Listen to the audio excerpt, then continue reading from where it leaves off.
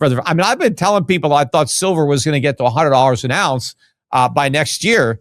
And, we're going to be pretty damn close. I doubt we're going to get, I think $100 silver is very, very realistic for next year. Well, silver and gold historically are correlated. They're both monetary metals.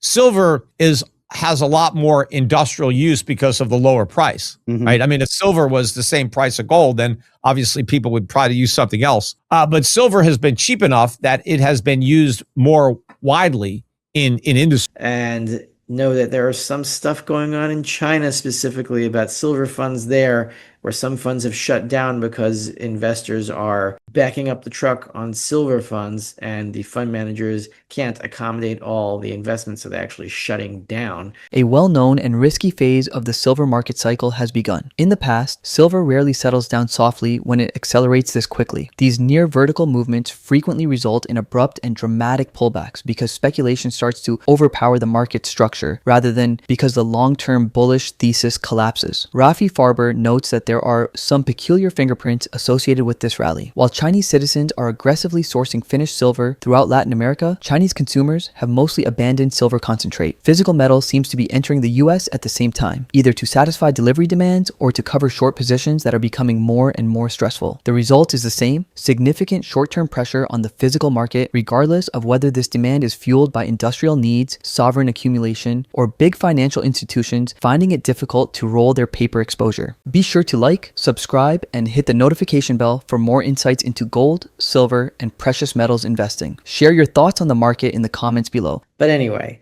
similar magnitude to 2011 silver rally versus gold. One of the reasons that I would grow cautious here, and we could see silver do anything over the next few days, these two lines over here are an equal sign. See, I did it myself with paint. I'm an artist. That's what they call me. We have here the gold to silver ratio. You can see that this rectangle is the same length as this rectangle, right? I drew them myself, so I know. And we have here the similar magnitude in the silver rally from 2008, right? The end of 2008, that's when we last saw silver over here at about 85. That was the 2008 financial crisis, the worst of it over here. And then down into 2011, when we hit about 30-to-1 ratio. So from the peak of the financial crisis, September 2008, to May 2011, what's that, like 2.5 years? So the gold to silver ratio went from 85, a high of 85, to a low of 30. That's a move of 55, right? 30 plus 55 is 85.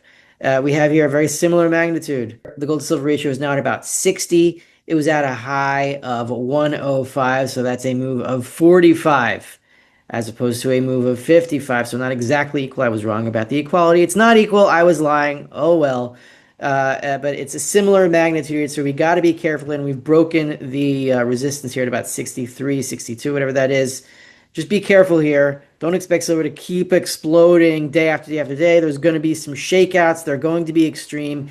Be careful, be conscious, and don't listen to everything that you hear on social media. Now, given that the gold to silver ratio is starting to a bit normalize, the silver to stocks ratio is not even close to that. We're still at 0.011 here of the silver to S&P 500 ratio. We are nowhere near where we were in 2011, which was about 0.04, let's just estimate.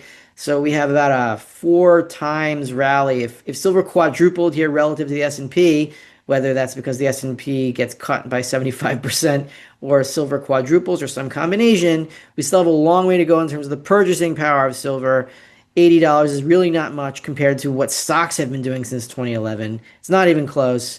And here is the most shocking chart you'll see. Remember that 2011 huge bump to 0.04? That was this tiny little thing over here. But compared to 1980, we're still nowhere near anything of where silver was relative to stocks. The purchasing power of silver relative to stocks in 1980, nothing. You can barely see this little uptick over here where we are now.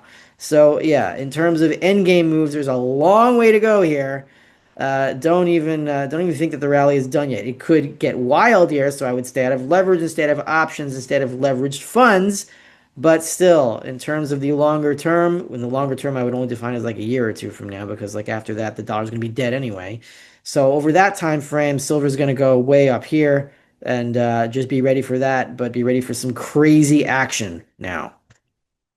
The London silver spot premium returns. Remember when we were in the what people were calling backwardation in silver, what I was calling a premium in London spot over New York futures, which is not exactly backwardation because backwardation would be New York silver now more expensive than New York silver later, which is not the case here. But this does show a backwardation of sorts, even though I wouldn't call it technically backwardation. We're back to a $2 premium of London spot silver over New York futures. So that did portend or predict a move to 50 back here. Look at this tiny little move to 50. It's like a little baby move to 50. But here now we're at 80 and I think we're at 75. It's going to get crazy. It's already crazy.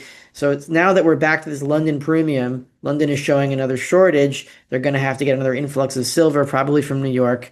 And that is probably going to drive prices even higher with volatility. Yes. So platinum, check out platinum, which of course means little silver. I was talking about this. I've been talking about this on a few silver reports now and then of the mother of all triangles in platinum. Well, that triangle just broke out in a big, big way. We have here the triangle going all the way back to 2004, hit the bottom in 2008 financial crisis. After seeing this, this was showing like an inflationary crisis in early 2008. So we could be seeing that over here. That's probably what this is. It's the beginning of an inflationary crisis, which will cause a hyper deflationary crash, which will cause the Fed to panic and print a whole bunch of trillions of blah, blah, blahs. And then we'll see the end game. I mean, the end game. It'll be it. That'll be it. But this huge triangle has been narrowing down until the beginning of this year or the middle of this year even. And this breakout is the mother of all triangle breakouts. I've never seen anything this extreme, but it does not surprise me. I have been saying that if you want a little bit of platinum, it's been a good time to get over the last few years, last few months especially. The platinum silver ratio is still actually pretty low. I think it's like 35 now, still historically low, but it was down to like 26 or something. So platinum, I only have a few ounces. You can get a few ounces to save some room if you want. It's a very volatile metal. Anyway, compared to stocks, though, if we look at platinum versus stocks, it's similar to looking at silver versus stocks versus silver to gold, or the silver price itself. This is the platinum rally versus stocks. Okay, you can see there's a quite respectable candle here, but compared to where platinum was in 2011, 2008, 2011, and historically, this is nothing. Platinum still has a long way to go versus stocks, meaning it's stocks, mainstream stocks that have really gone crazy the last few years, the last few decades even. The metals, what they're doing now is just the beginning of the catch-up phase. Just the beginning. Anyway, if I left you with nothing today other than be cautious, that's what you should take home here. Be careful. Don't trust all these social media rumors. And know that there is some stuff going on in China specifically about silver funds there, where some funds have shut down because investors are backing up the truck on silver funds and the fund managers can't accommodate all the investments, so they're actually shutting down, which is, I see, a warning sign. And COMEX has actually pushed up margin requirements. We'll see what that does for silver futures this week, and we'll see if they keep doing it. This is not a very big raise. I talk about that also on the Endgame Investor on the Substack. But anyway. Moreover, Peter Schiff has been dependable. He contends that when weighed against growing debt, ongoing inflation, and eroding budgetary restraint, current gold prices are not exorbitant. Schiff thinks a move above $5,000 and possibly much higher is a natural repricing of monetary risk rather than speculative excess, because gold is already holding above the lower $4,000 level. Silver, on the other hand, only momentarily lags behind gold. Schiff believes silver is headed toward the $100 mark, which might be reached sooner than most investors think, as industrial demand clashes with declining supply and monetary demand picks up speed. However, Schiff claims that the dollar rather than gold or silver is the true problem. All real assets would be violently and quickly repriced if there was a real decline in trust in the US dollar. Precious metals would reset to whole new values in that case rather than just rising. Until then, underneath the surface, markets are quietly absorbing pressure. Now, let's get back and hear his following words. I mean, I've been telling people I thought silver was going to get to $100 an ounce by next year.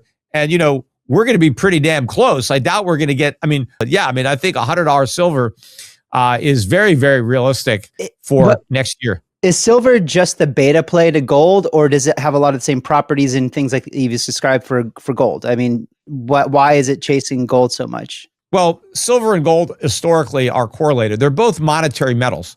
Silver has a lot more industrial use because of the lower price, right? I mean, if silver was the same price of gold, then obviously people would probably use something else. But silver has been cheap enough that it has been used more widely in industry. So a lot of its demand comes from industry more so than gold, where more of the demand is savers, investors, central banks. And what was going on was that central banks were doing the buying. And when central banks were doing the buying, silver was kind of, just kind of left aside, because silver is more for private investors, not central banks. They focus on gold.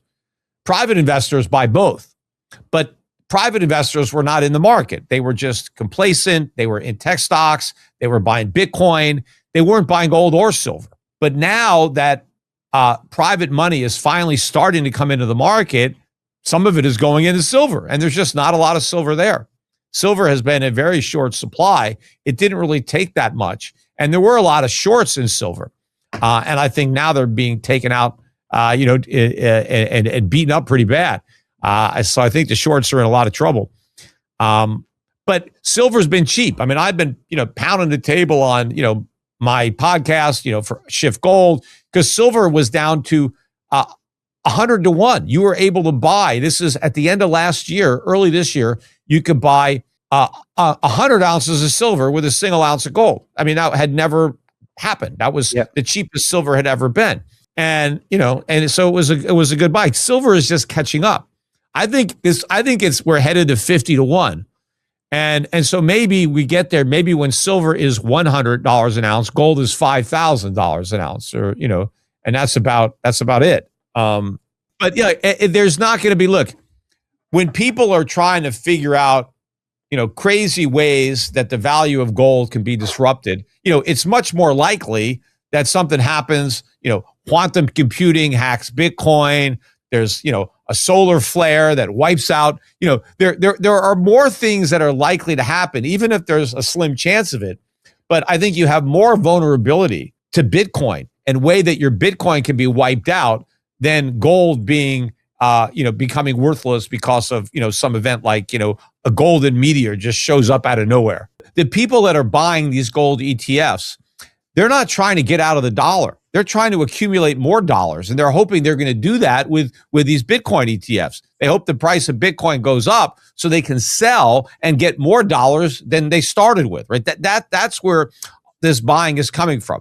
I'm differentiating that between, the Bitcoin maxi who's pricing his net worth in Bitcoin and isn't buying to get rich quick. He really believes in this thing and thinks it's the future. And so he's all in. I disagree with these guys. They're going to get, their ass handed to them.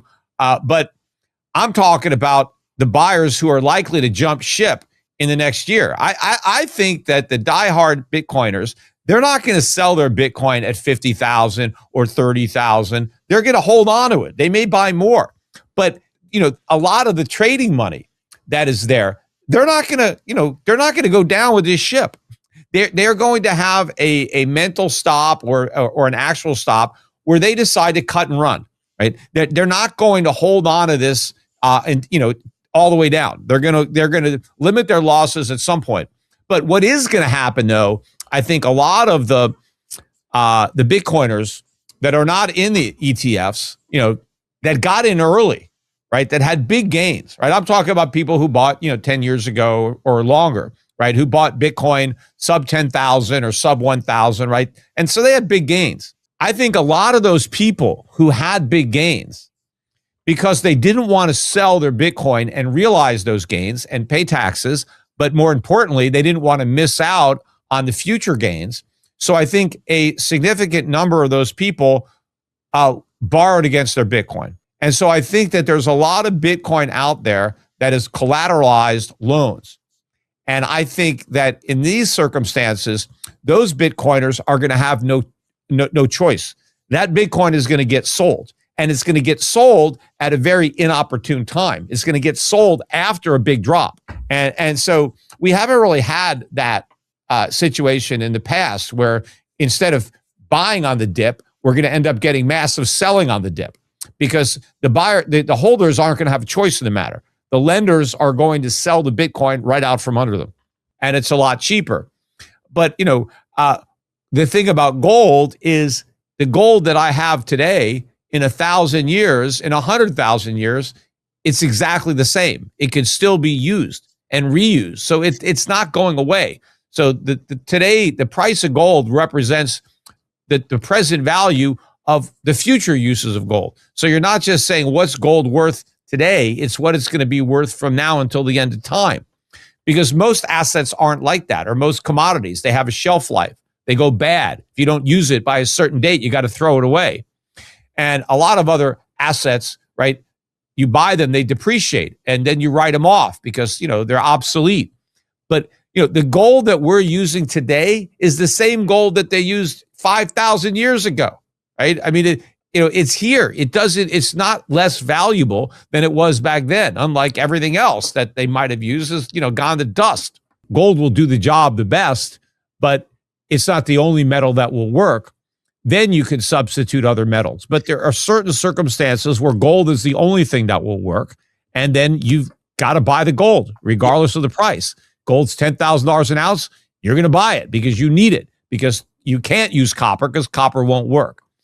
And so there are a lot of things for gold that, just require people to buy it at whatever the price is. And that's going to happen. But a lot of it is not gold prices going up. You have to separate the fact that it's really the value of the dollar and other currencies that are going down. Right. But we definitely agree on that. In actuality, Peter Schiff is describing the distinction between speculative value and true permanent value. Because gold and silver don't rely on promises, technology, or trust in governments, they have endured throughout all of history's monetary systems. They are external to the financial system, which is precisely why they are most important at time of systemic stress. Growing gold and silver prices do not indicate excess or hysteria. These indicate that the purchasing power of currencies is diminishing. Real assets must be repriced higher in order to maintain equilibrium. When money is created indefinitely, debt continues to increase and confidence declines. When paper promises fail, gold and silver continue to do what they have always done: preserve value. Schiff's caution also relates to conduct. Investors have chased trends, excitement, and quick profits for years. Capital doesn't vanish when those trades fail. Instead, it rotates. Additionally, it has historically rotated back into assets that are reliable, tangible, and rare. Gold continues to serve as monetary insurance, while silver benefits from a limited supply and industrial demand. However, Schiff warns that not every dollar substitute will gain equally. When fear takes the place of optimism, assets that exhibit risk-taking behavior may suffer. He believes that gold just requires fact, not belief. The overall outcome is straightforward. The world is gradually adapting, confidence is declining, and the dollar is eroding. Silver and gold are reacting to this change rather than spearheading it. Precious metals are not gradually repriced when monetary systems reset, as history has often demonstrated. They make abrupt movements. If you enjoyed this video, don't forget to hit the like button, subscribe to our channel, and turn on notifications so you're always up to date.